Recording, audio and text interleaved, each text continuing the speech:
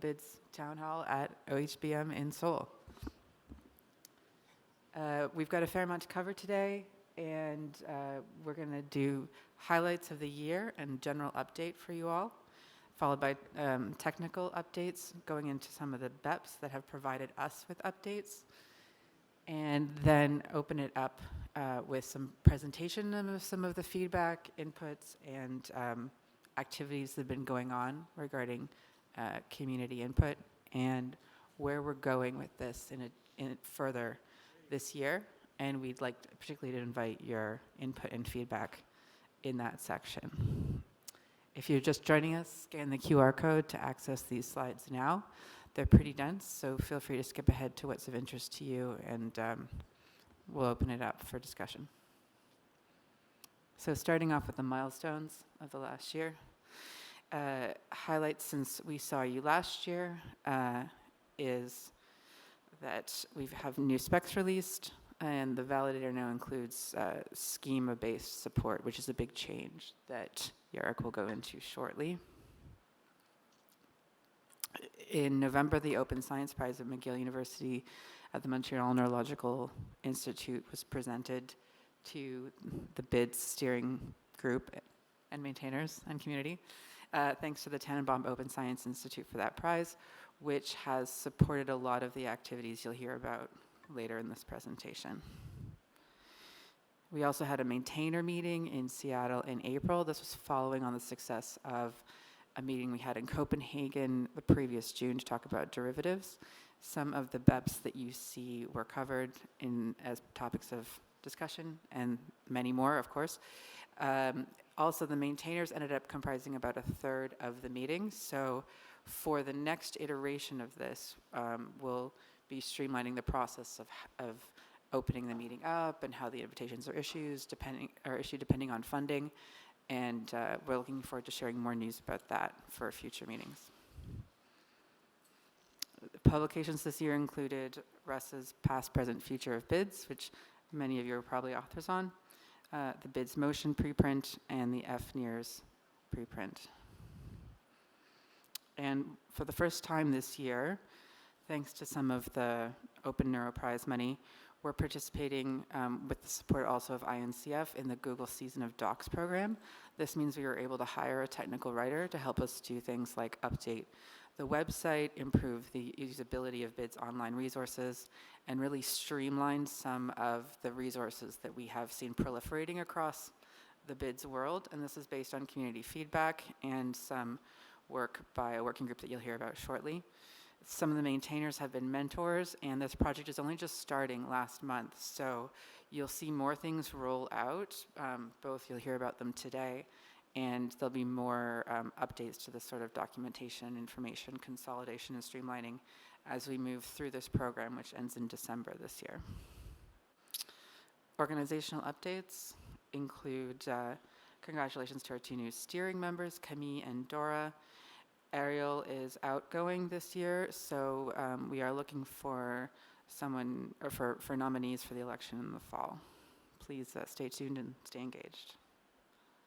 For maintainers, we don't have any new maintainers this year, but we will definitely continue inviting people to join. So we would ask that everyone who has a lab and is working deeply with BIDS consider whether anyone in their lab could contribute time, engagement, and help us out with some of the focal points for across the BIDS specs. New working groups include online presence, to streamline the docs and resources, which I mentioned earlier. Eric Earls established this early in the year. Governance, chaired by Ariel Rokem, to review and plan for questions that are arising on governance as the BIDS organization matures and as time goes on. And BIDS 2.0, which Yaroslav will go over in a few minutes, is planned for 2024, the last quarter of the year. And this means that he's gathering the input and conferring with the community as we go. So technical updates, over to you.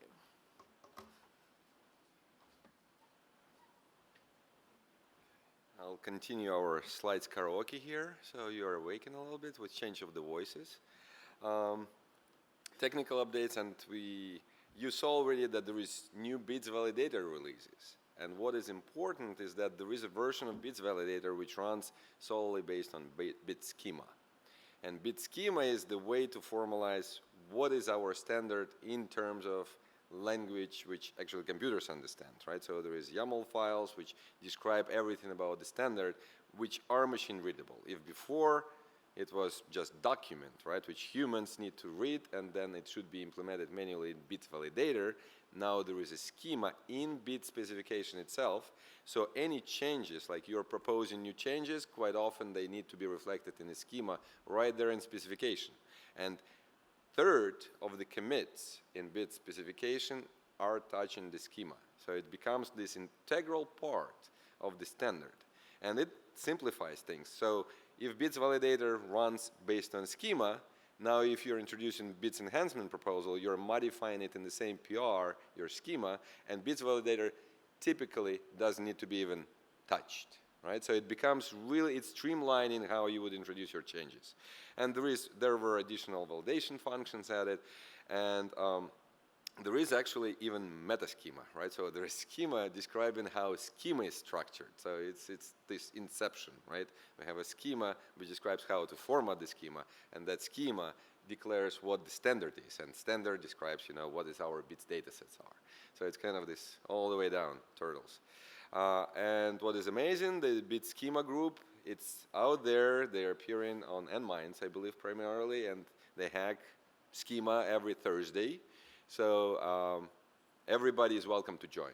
So BIDS is this communal project, so everybody is welcome to join and ask questions and make it better.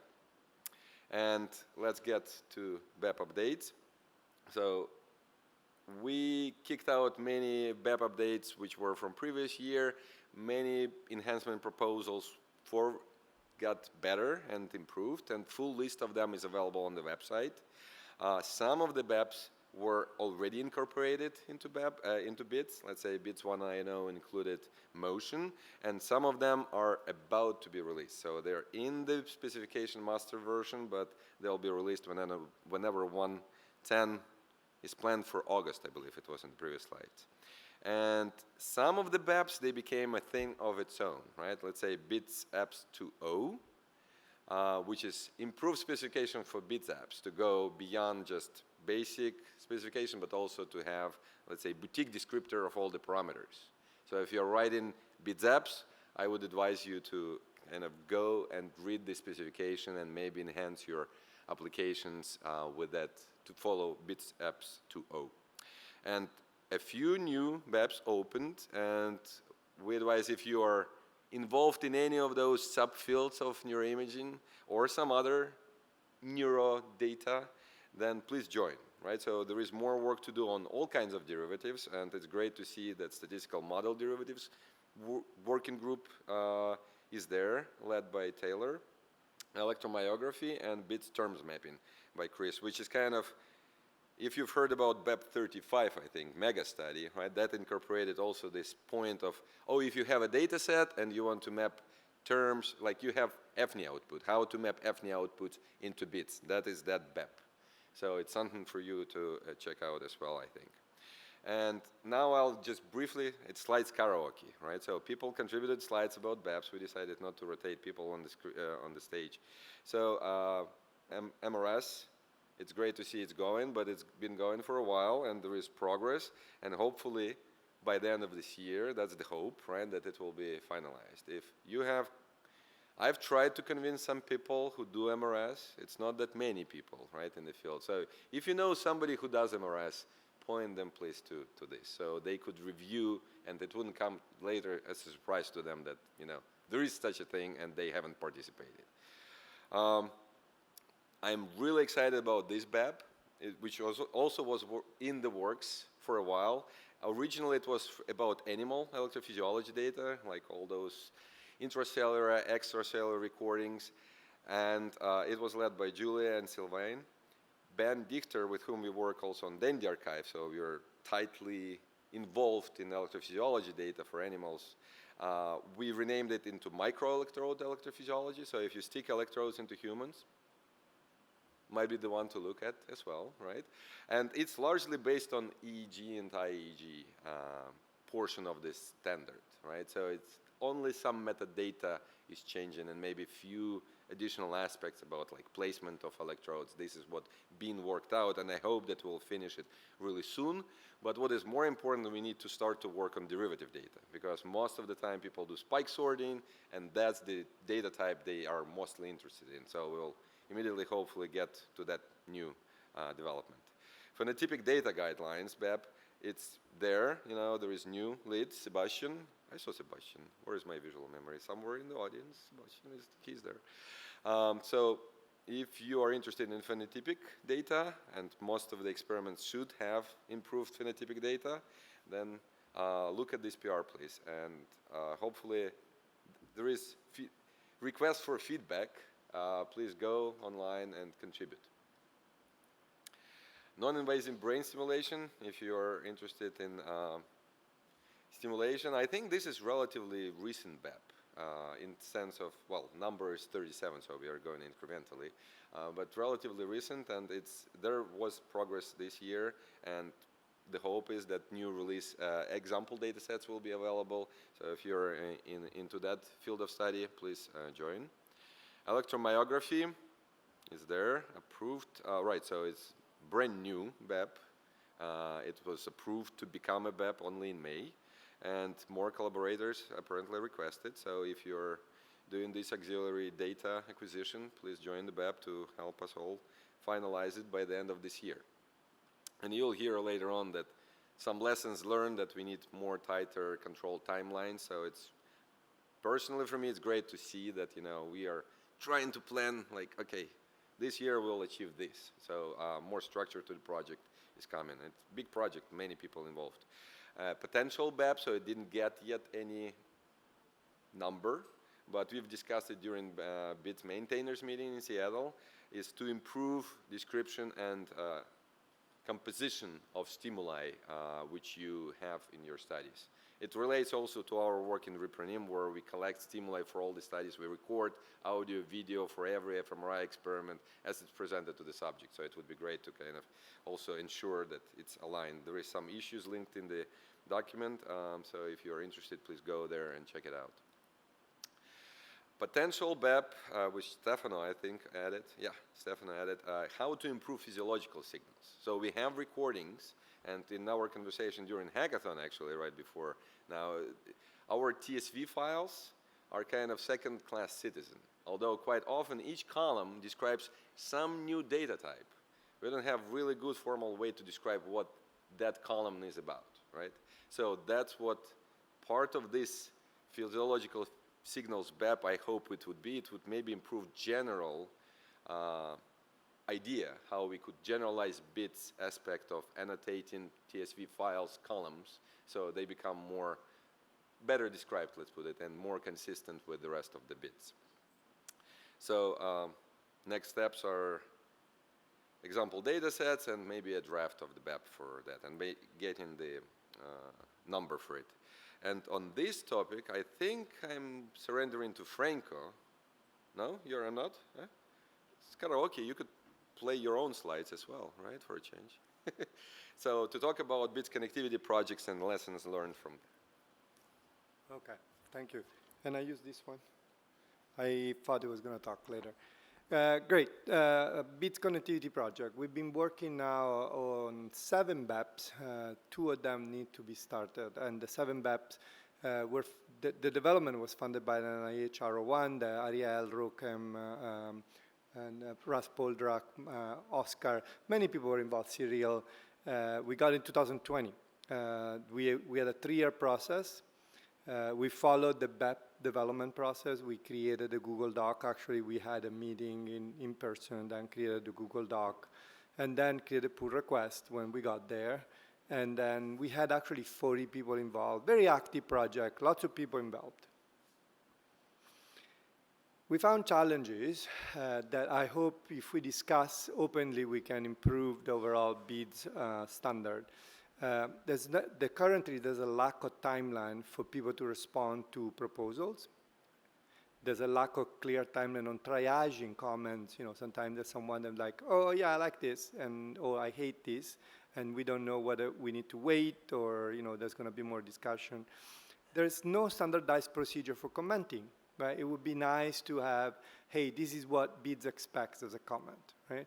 Sometimes comments are pages and pages, and sometimes are really short, like the one that I said before. There's no real procedure for conflict resolution when there's two people that have very different opinions between, and they're both good, right? And they're both 80-20, right? So what do we do in that case? And so the implicit assumption, I heard, that the BEP lead can take and make a decision. But we're not all the same. We're very different, right? Some leads can do that and feel like, I probably would say, okay, we're just going to go this way, but other people might not, right? So if there is an in-place procedure, like, hey, the BEP lead has to make a decision by a certain timeline, I think it would work better for like kind of being also more inclusive than the different personalities. So BIDS is mature. It's maturing.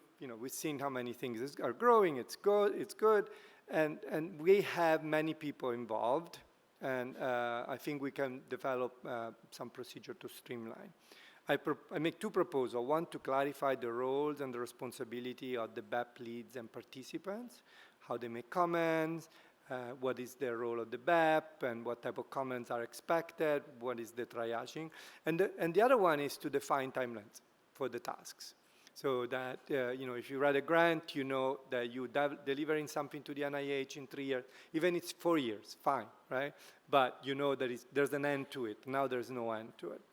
So let's find a forum to adapt these conversations and start working on. I think this might be part of what Ariel is working on, the governance part. It might be something to be resolved within the government. But I think it will make the project better. I think I'm done. Thank you.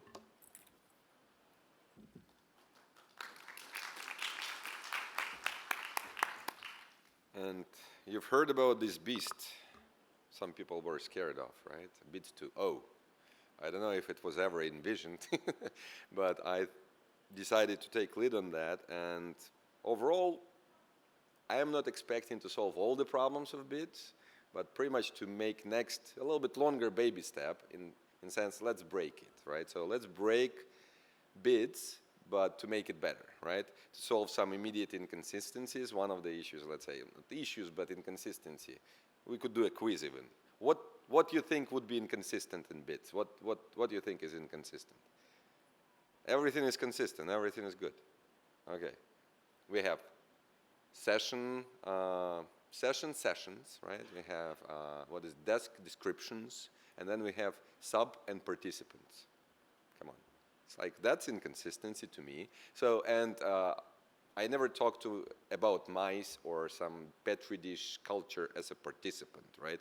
So it's subject of investigation, and that one of the changes which was proposed for BIDS 2.0, and there is discussion. There is, for everything what we do, there is BIDS 2 devel repository with issues which were moved from BIDS repository, where we collect issues which would break BIDS, potentially.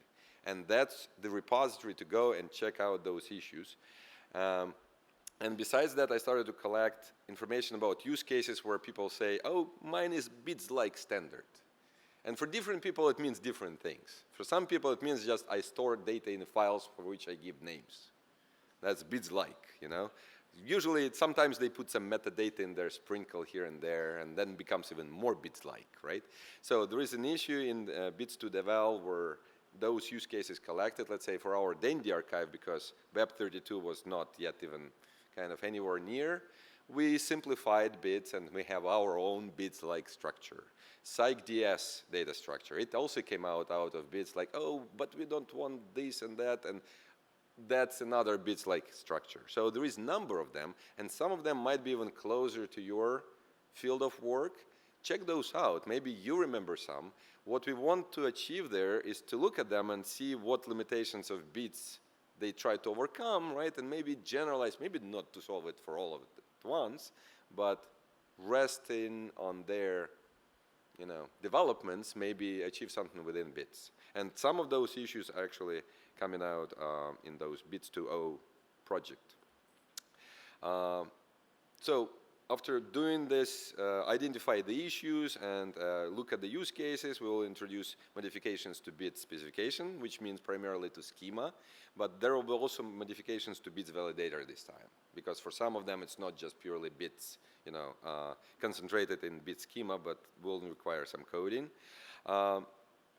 Of course, that's the beauty of having schema, that now we can support different versions of BIDS if schema version is different, right? We just point to a specific schema version, and that's, to a degree, we've learned also from NWB project. So there is another standard for files to encapsulate data about recording session. And BIDS already supports that for IEEG, I believe, and it will be also integral file format for BEP32 microelectrode physiology data. So NWB, it's schema-driven, and that's where I thought, oh, it would be great, if we have something like that in BIDS. And then I think Taylor, he just did it, right? So he just went there and started initial development, if I remember correctly. It's a big community, like lots of names, and I sometimes forget everybody who involved in every little piece, and people forget that I contribute all those code spells here and there, right? Nobody remembers. Anyway, and another part of this development will be migration script. So even if we break it, we'll make it easy to migrate your existing, or upgrade your existing data sets from BIDS 1.0 to BIDS 2.0. So what it would entail, that example of inconsistency participants TSV, it will be renamed to subjects TSV. As easy as that. So it's similar to BIDS Python 2 to 3 conversion, right? So it gets you probably 99% of the way, maybe even more. So I hope that we'll achieve that in this development. Once again, most of those issues which we are working on, they're concentrated and presented in these BIDS to devel issues. And for that, we will not look at all the issues. We will not work on all the issues. But some of those issues are selected to be considered for BIDS 2.0 in this to-do. And some of them are already worked on. So there is pull request in BIDS specification for BIDS 2.0 where I established some workflow how contributions could be reviewed independently and then merged into this bigger kind of push to achieve BIDS 2.0.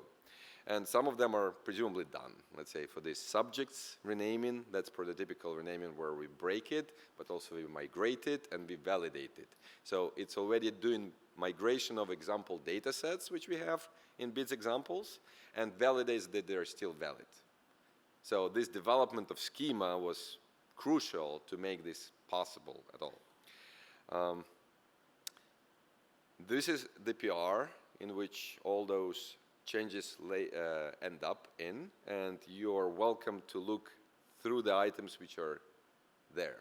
One of the largest changes, which actually I moved out since then into separate PR, and it might even go against BIDS 1.0 because it's not really breaking any existing data sets, but it allows, or the idea is to allow flexible structure. So it's not necessarily always subject session, but it might be like in multi-center studies, it might be center if we get center entity. If it's somebody who does research on a single subject tissues but different slices, why do you care to have subfolder, right? You want slice folder as to be first level. So how do we allow that? And then second issue or development, which I'm kind of excited about, is to overcome problems of sometimes BIDS data sets are huge, but for processing you want one particular subject session. And that's the same problem in Allen Institute for their data, which is not BIDS. They do these recordings, they process them separately, and then collate into different BIDS data sets. So the question is now, how could we formalize it so we could have these separate data sets which we collate into bigger one? Now if we can describe flexible hierarchy, then in each one of them we could just say, oh, there is no subject session folder, but I have subject session entity, right? And then we can natively nest them into the bigger data set. The questions come only how we duplicate necessary metadata about participants and others. But this hierarchical thing, if we achieve it, I think those two will address many, if not most, of those use cases I've mentioned that exist in the field. So join the effort. There is a bunch of issues which need to be upvoted or downvoted, so if you have opinion, please express yourself. And add more use cases for all those other standards or standards-like conventions which people use.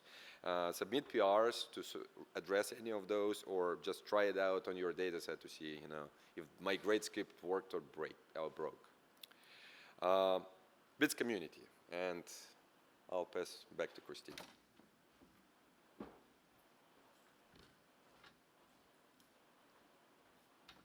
Thanks, Jarek. Okay, so that's about where we've been, what updates we've gotten in the past year, where we're going, some of the experiences along the way, and our learnings for the community from them. And so I'll start with something that we just forgot to mention during the technical update, which is just that if you are working on a discipline, a modality that you didn't hear about today, that doesn't mean it doesn't need your help. BEPs that in particular could use help include SWI, which is BEP 004, susceptibility weighted imaging, computed tomography scan, BEP 24, microelectrode recordings, BEP 26, and advanced DWI. With these specs, as well as others, we do invite you to go to the BIDS website, find out who the current BEP leads are, contact them, get in touch, get engaged. Thank you. We hope that to get more engagement from this session for those as well. So, moving on.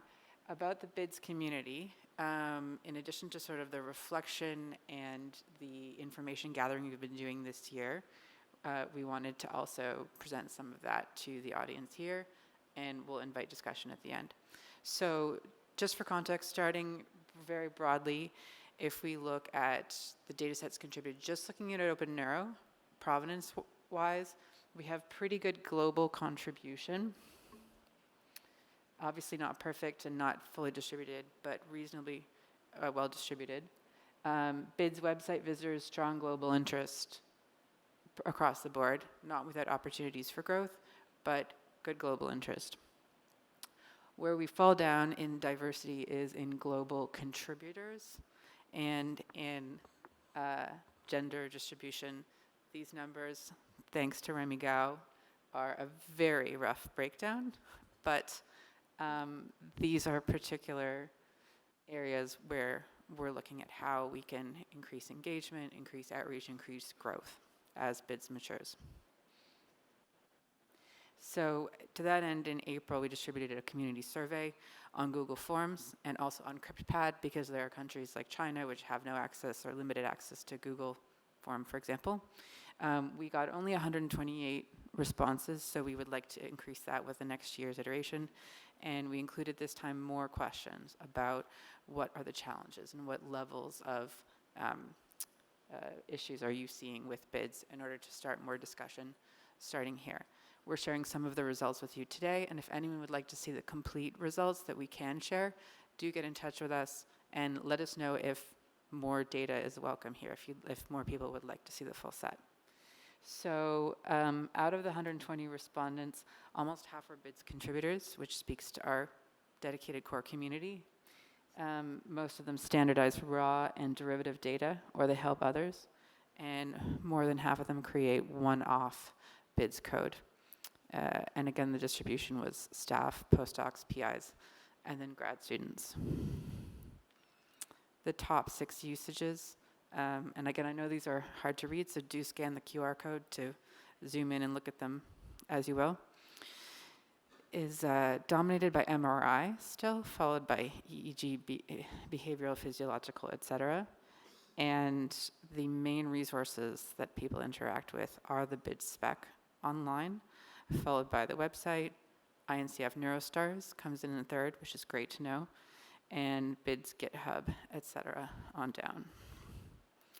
So some of the feedback fields that we provided generated some great results or great comments. Some of the key takeaways are that it is difficult to search for information across all of the websites. So aiming at that proliferation is part of what we're targeting with Google Season of Docs, consolidating some of that wealth into of writing and resources into a more streamlined process for people coming to find something, particularly on the website. There's also a lack of context when people go to use BIDS. For example, if someone is looking to use a new tool and they see the list of BIDS apps, but they may not know what's the most popular or what's the most successful. They can see when it was last updated, but there's additional context that would be useful to have available in the community, as well as examples and what do you do if you've got non-standard data, all that sort of stuff. And as well as the fact that BIDS, as these specs are in progress in many cases across the modalities, this incomplete coverage means that if someone's trying to use BIDS to organize their data day to day, that's a challenge in itself. Some of their data may be covered by BIDS apps, some not in terms of format, and it's hard to work flexibly with that kind of ecosystem. And then furthermore, derivatives, everyone's favorite. The process of clarifying what they are, how are they, where are they going, I think is something that everyone's keenly aware is something that could use more information. So a lot of that we're targeting gradually as we go through Google Season of Docs, and you'll hear more about that as time goes on. So just some basic metrics about BIDS citations. We're on track to at least match last year's citations in this plot. Stay tuned for more. And as mentioned at the top, we have a new website in development. Today we'd invite you to check out the first draft that's just in initial development. The QR code on the left will take you there. We've also added a new mechanism to hear more of this feedback on a continuous basis, which is a feedback form. So QR code on the right will take you there. It does require a GitHub login, and just for the comment section. And please let us know how you find it as it evolves and what would make it more useful.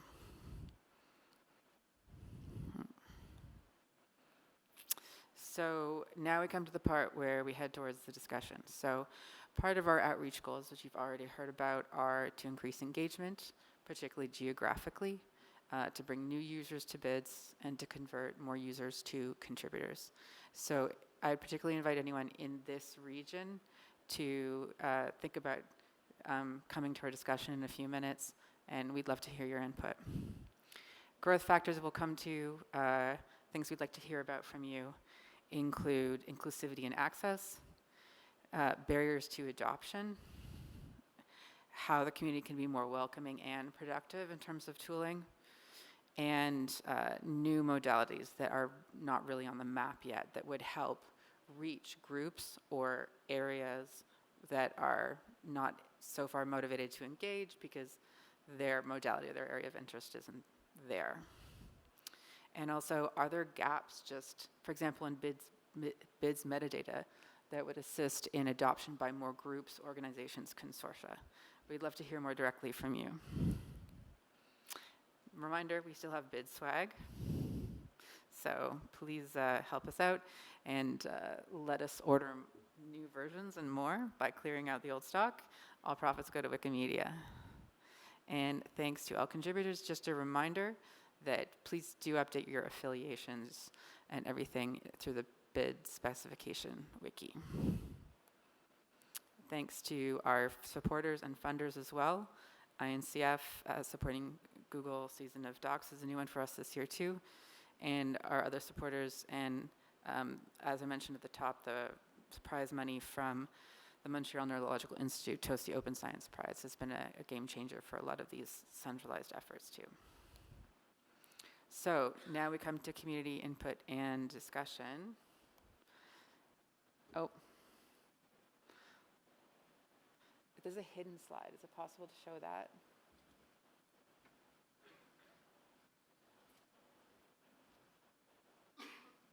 No? I can just go back. It's okay, I'll just go.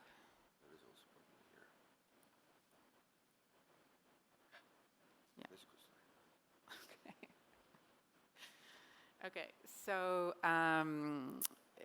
in addition to what we've heard today about the technical updates, about where BIDS 2.0 is coming, about maturity models and ways that BEP processes can perhaps become more coherent as the community evolves, We'd like to hear about barriers, we'd like to hear about challenges and ideas.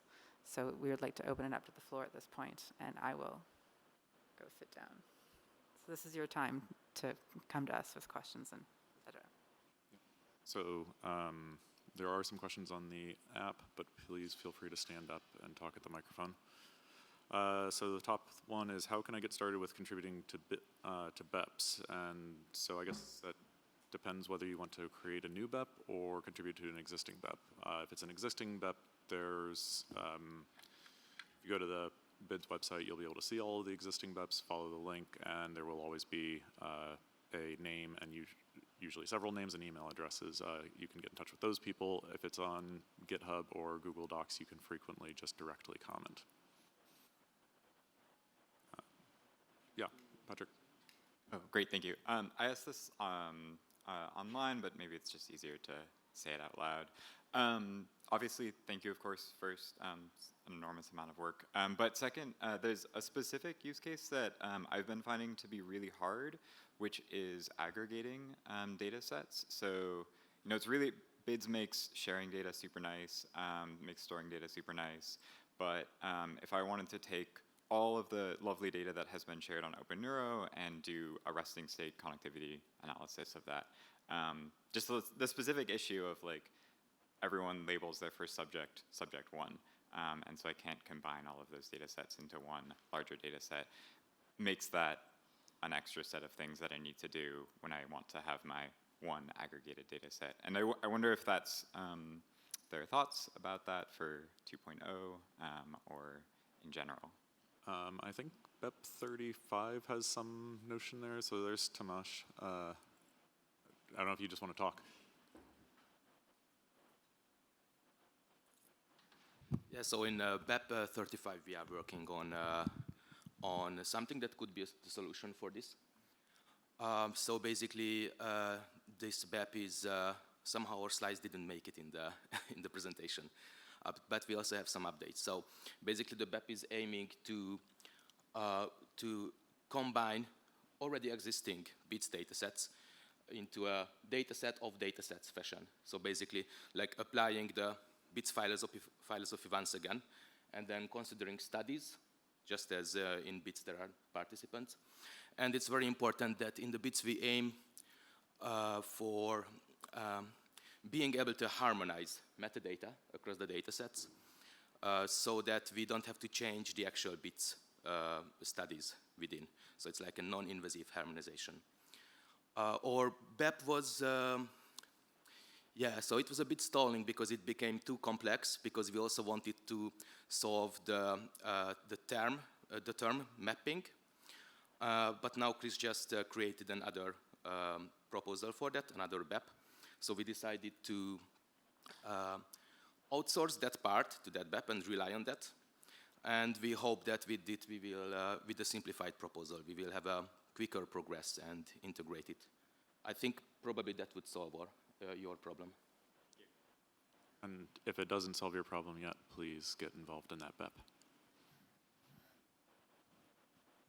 And if I may compliment to that one, there is also technical, not problem, but solutions to be implemented, I guess, because let's say NeuroBagel, you probably heard about that one. So they harmonize data, but then you do the query for the specific subpopulation, and then you want to create a sub-data set or data set with only those subjects. Indeed, there should be some mapping of the ID, but that's already a technical solution which could facilitate without needing anything from BIDS pretty much, but technical solution to implement that particular query to data set functionality, I would say.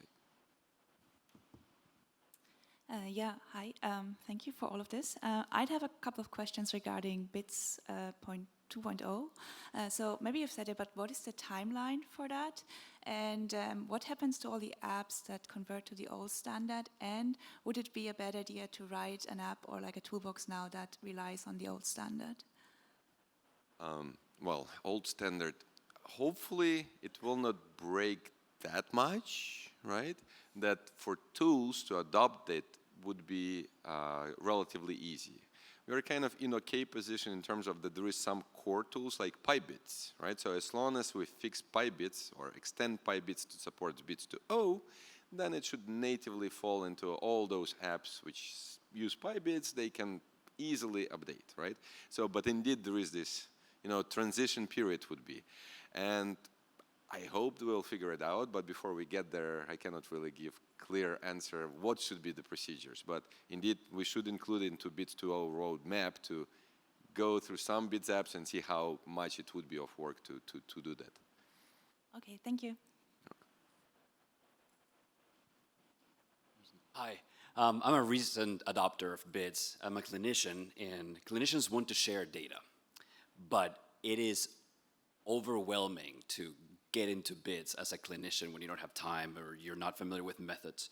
So if you can develop a pipeline that chooses one app, one simplified website that is not the Bible that is online, which is amazing, right? But it forbids people that are not thinking about methods all the time and dealing with data all the time from sharing their data. So that would be kind of the wish list from clinician hat. But since I have you all here, I want to try and get an answer on something that we deal with. I'm an epileptologist, and we do resections, we do laser ablation, and we trace lesion maps. And I keep not getting a good answer online as to where to put the lesion map and how to label it. I get sometimes that it goes in the derivative, but then the derivative to me would be the lesion map, maybe an M&I space. So am I putting it in the raw, and am I using the desk label? How are you dealing with lesion maps for patients that had surgery? What's the Bible say?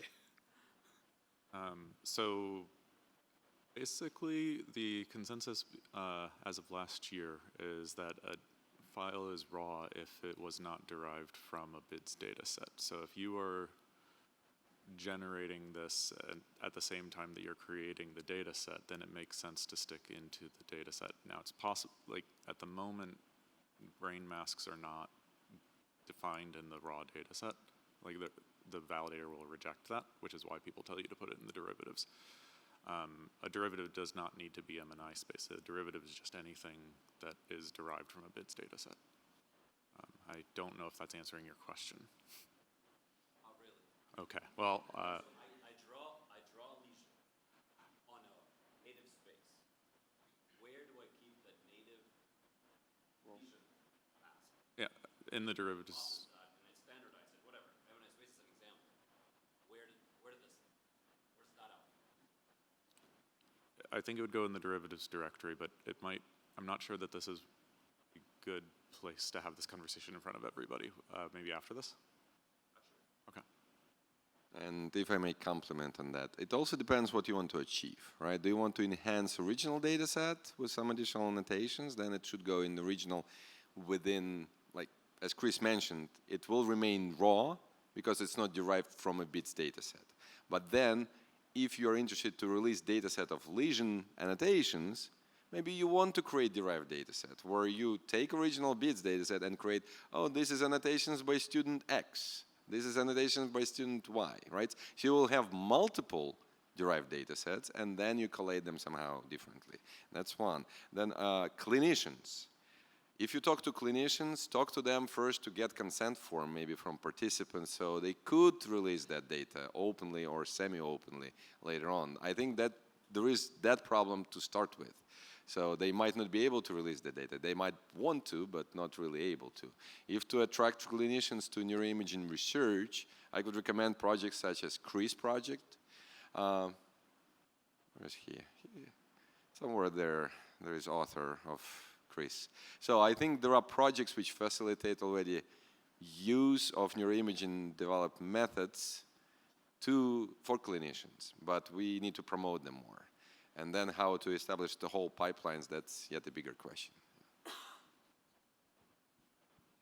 Hi, thank you for the awesome work. I was wondering that in BIDS tags you have the description tag, and then sometimes you have more than one description, right? Or now with BEP 041 you have a contrast, and then you might have a contrast on the first level of analysis, and maybe another contrast that you run on that on the group level. So maybe so sometimes you have this multiplicity where you want to have two values for one tag, that comes from different places. Or for example, now with the new BIDS connectivity spec, the seg tag, you might have an atlas, a granularity of that atlas, and many other things that all go in that one kind of like tag. So how can BIDS kind of handle this multiplicity that sometimes I don't have just one value, but maybe even a list of values or a kind of mapping even for a specific entity? Since it's silence here, I'll just kick in. One of the ways is just combine them with some character. So you take multiple entities and put into the value for the entity, right? So it's like a desk field plus smooth. I don't know. Example, we have a PR where one of us proposed to add these symbols like plus and dash, and we are in discussion. I should just get back to it. That would help a little bit. But as for having multiple entities in the file name, that would kind of be invalidating the basic principle. That will be like BIDS 101, I think, you know, when we go to that degree of breakage, I think, right? But maybe there is other solutions, like if specifically about desk, indeed you need to come up with a code name which is descriptive enough, but then you go into descriptions.tsv and you provide this. Oh, this is combination of these preprocessing steps. Yeah, I mean, I guess just to follow up real quickly on that, just you need a name in the description. The name you probably shouldn't try to have descriptions that are encompassing like all of the metadata that is all of the transformations that were done to that file. Like a descriptive name is probably a good thing to do, and then have like the actual metadata stored in a JSON somewhere. But my actual question was, is there a tool, or is there a tool in development for editing BIDS trees? Because like if I've got a data set with like 3 subjects in it who are unshareable, I'm going to use all that data for my analyses, but then I need to like go through and edit the tree and remove that subject from all the different places it appears. It's kind of a pain in the butt. Or if I need to like relabel a subject or delete a scan and then go through and delete it from scans.t, like there are a lot of things that I have little custom scripts to do, but it'd be neat if there was a tool for simplifying that. Sounds like you're already making that tool. Damn it.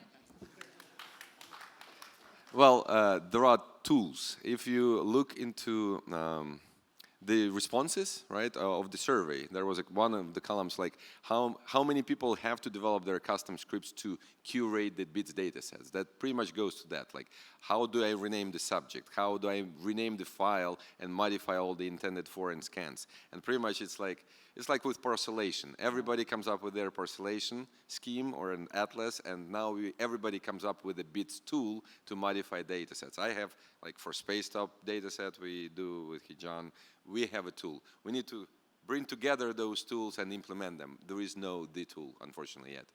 Thanks.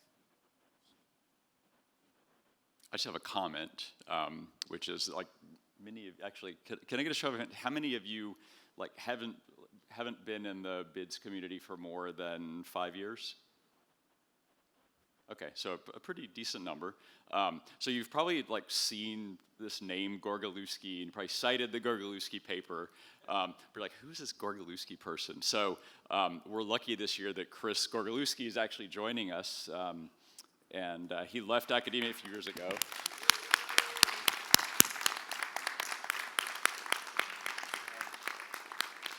But we're very lucky to have him here this year. And you can ask him any questions.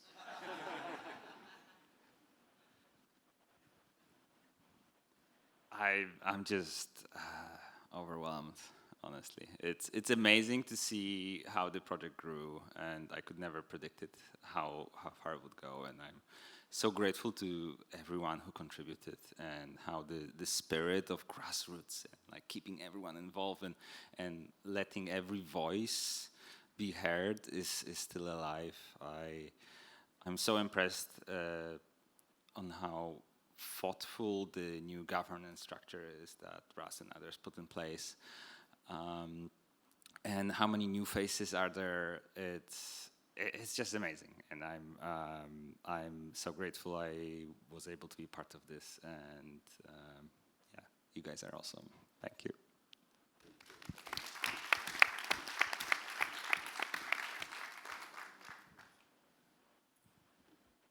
Okay, we have 5 more minutes, and any other questions or comments? Maybe I could prime also with, we have these barriers for adoption, right? And you saw the map that not that many people from, let's say, Asia participate in development. Maybe somebody could state what are the hurdles? Maybe it's so good already that indeed it fulfills all the needs, but I bet there is, some aspects which could be improved. So there is a question we have on here. Sorry, just real quick. So it says, there's a question, do journals check the data format when authors declare they share the data like OpenNeuro does, and would this help? So I kind of pointed Chris to that one because we have things to say about that because we've been discussing this with journal editors and journal staff from a variety of journals, both journals that are very close to our community and others a little bit further away. And it depends on the journal, but some journals, I think human brain mapping, for example, when you submit your next paper to human brain mapping, you might find that there is a checkbox that indicates that the data related to that article is in BIDS format. And we want that to be part of the review process. Unfortunately, no journal is willing to check every data set for BIDSishness, and that falls on reviewers to do. And so, when you're reviewing papers and somebody mentions that the data is in BIDS, we ask, from our perspective, that you actually go and check that you make sure that you're able to check that and that things actually are BIDS compliant when that's claimed. Hi. I just want to thank you guys for such a wonderful resource and for the community. And as you just mentioned, in Asia, especially in China, there's not participation for developer for this.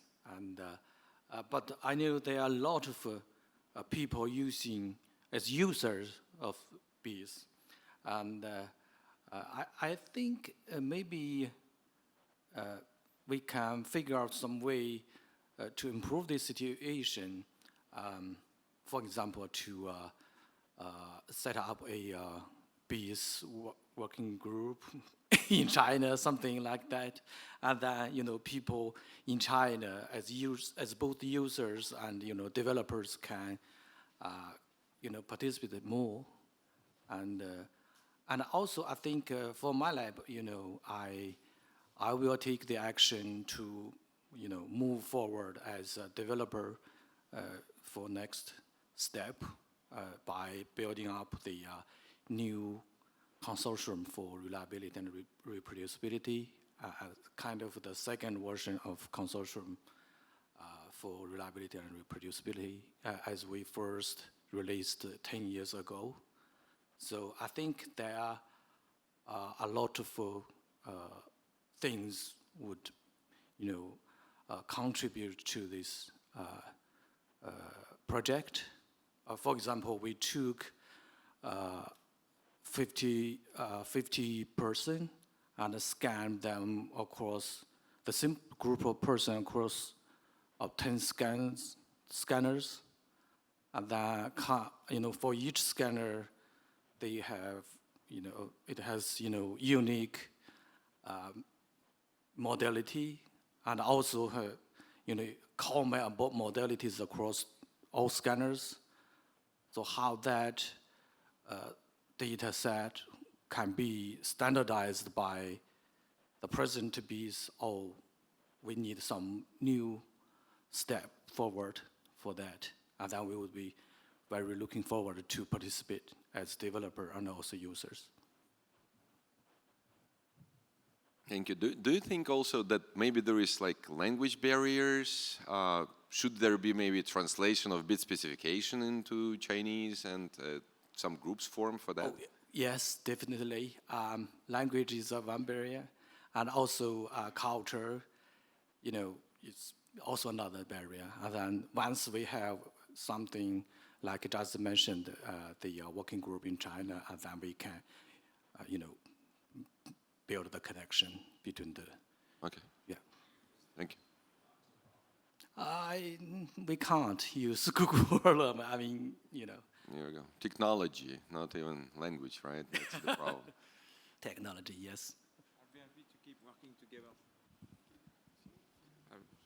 I'll be happy to keep, we know each other now, so we can keep working together and try to come up with some solutions. Yeah. Hi, I actually work in Montreal, but we actually work with a lot of collaborators in different parts of the world, especially clinicians. There are two things. One is probably more universal.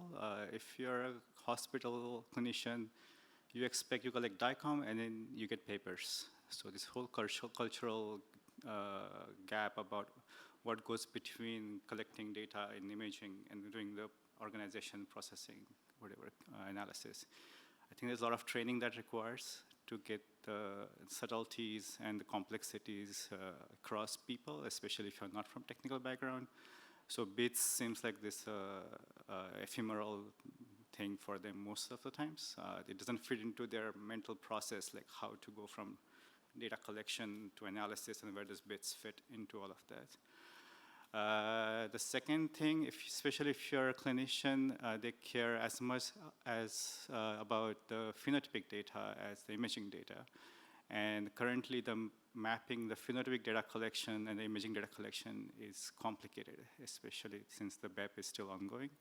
So those two things kind of prevent them from spending or investing a lot of time into imaging stuff because the benefits of those are not clear, especially if you're primarily only care about the phenotypic data and imaging is just one of the tools to understand the phenotypic data. It doesn't feel like to them is easy to deal with, especially in those cases. So that's my experience. Well, we talked, right, Nihil? Yeah. So workflows describing like how it could be done, and indeed collecting those cases and telling people how to name their files. Yeah, it's that business. Hi. In this OHBM 2024, we heard some new development and also ongoing development. Like yesterday, I heard about GREI, ecosystem that is combining all the ecosystem of BIDS, Open Neural, and many others, and also different types of data set. So I was wondering if there's a English first, but also maybe some other language for more international scholars or students to join.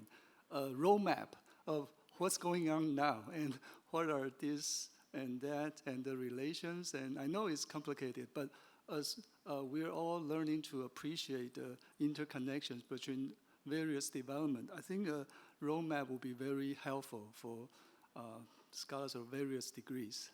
Thank you. Thank you for that comment. And Franco has this federation project, right? So it's how to make data usable across country boundaries, right? But indeed knowing even like, oh, this is the developments in Europe, this is developments in the States, how could we collaborate better? Yeah, it's always would be valuable to establish more of those connections. So I just, yeah, on the topic of roadmap, I think some of why it's unclear is because it's just overall, it's not clear how quickly BEPs are progressing.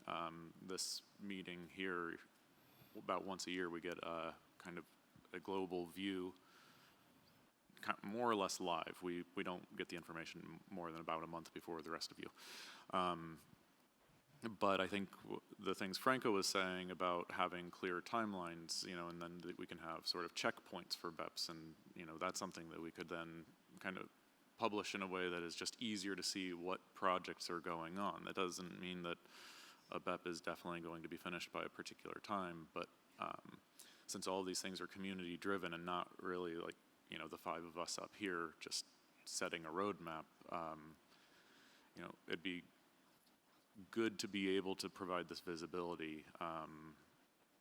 But yeah, just there's a conflict with the fact that it's all so community driven, and for instance, a BEP lead might just leave and that BEP just stops for a while.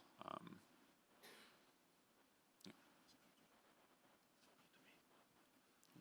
Okay, so thank you. I'm Qin Wang, Vincent from Shanghai Mental Health Center. Actually, I've been doing my postdoc with 3B Pauling, I think he's just there. So I'm familiar with the BIDS community. And when I came back to China, I was working with Chuanpeng, who some of you may know him. We are organizing the Chinese Open Science Network, trying to push open science, but actually it's been hard. So Xinian, the person who just raised the question, is actually the most senior people who really know open science, who are really trying to spread the word to the higher level of our education and our government. But it's still difficult. I think one problem is Google. So in China, we don't have access to Google. And the second thing, we don't have access to a lot of communication tools like Slack or Mattermost. It's very unstable. The most important thing is we don't have access to GitHub, which means if I would like to do something on GitHub, I need to buy a VPN myself, and then the VPN is blocked or banned somehow, and I need to find another one. This takes some time. This is one thing. The other thing is, actually, BIDS is about organizing the data and the pipeline and versions. It's about reproducibility. The most important thing here in China, from my observation, is people didn't realize that data need to be managed. So in China, if you are saying you are a data scientist, the first question they're going to ask you is, are you able to do AI algorithms? That's the thing. Nobody cares about your data. Nobody cares about how you organize the data. And as a result, what I know is in China, they have a very rich data. In hospitals, they have millions, hundreds, millions of patients. They have very good clinical data, but not well organized. As a result, they're not able to publish their study because it's not well organized. People don't believe that it's a good study. So, for me, I think the first thing is maybe try to help people to understand that organizing data in a community-driven standard is important.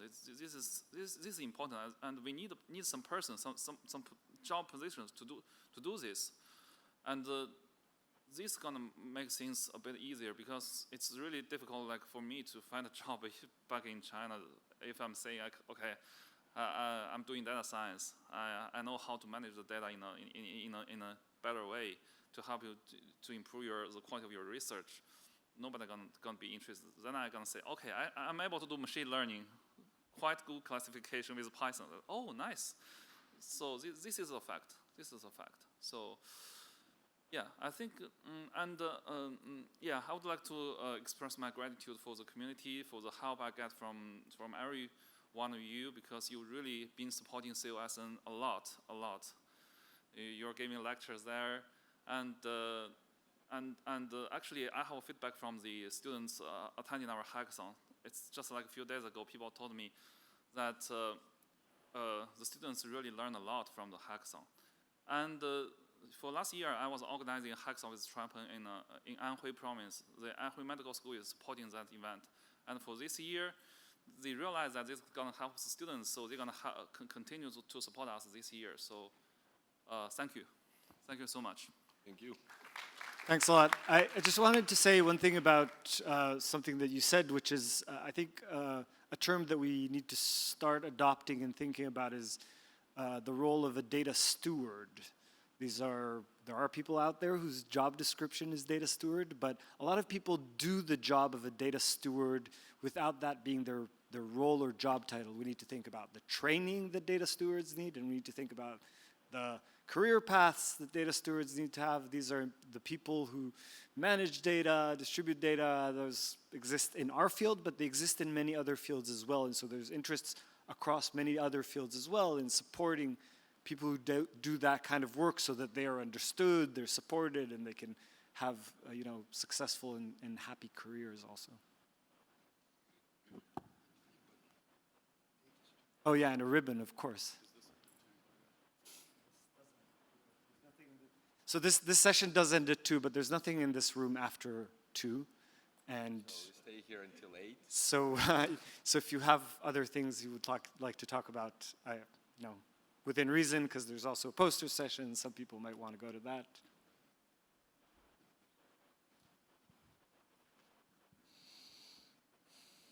So because you mentioned the bridge project that we have at, so maybe I'll make a note. So the project is working on connecting low, middle, and high income countries. And we don't have China as one of the members. It's a long story why we don't have China. I tried. But it would be very, very interesting for the people that are in different countries, not the US, because we have a lot of representation in Europe and the US. If they want to reach out to me, Franco Pestilli at UT Austin, Pestilli at UT Austin is my email, because we're looking now for case studies to like work on transfers of data. I saw the session today. There's something that you guys are doing, and we're working on something along those lines. So I think it would be great to have cases from Korea, and if there's anyone from Latin America here, please reach out. It really needs some work done in Latin America.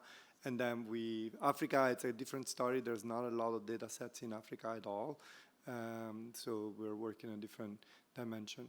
So this is even not BIDS relevant, but it is BIDS relevant in the sense that if BIDS were to be deployed in all these different countries, then the transfer would be completely different. But in certain cases, BIDSification would be one of the first things we try to do, and we try to see whether we can de-anonymize and what. But we'll study the laws and the regulations and all the other aspects. So just, connect.